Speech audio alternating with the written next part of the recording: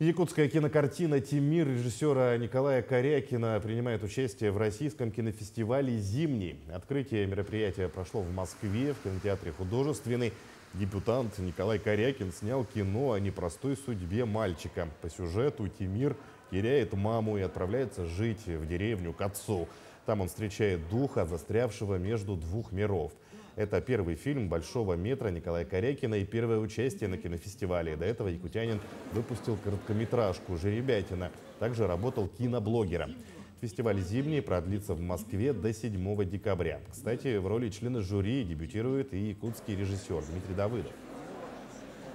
Это мой первый дебютный фильм. Вообще, в целом, съемки тоже наше творческое объединение «Джекин Фильмс». Это наша первая большая такая работа именно в полном метре. Снимал я у себя в горном улусе, селе Өрт. Мы выбрали это село из-за того, что там локации были прямо как в сценарии. То есть школа и лес. То есть все идеально было, все совпало. В любом случае будем оценивать качество.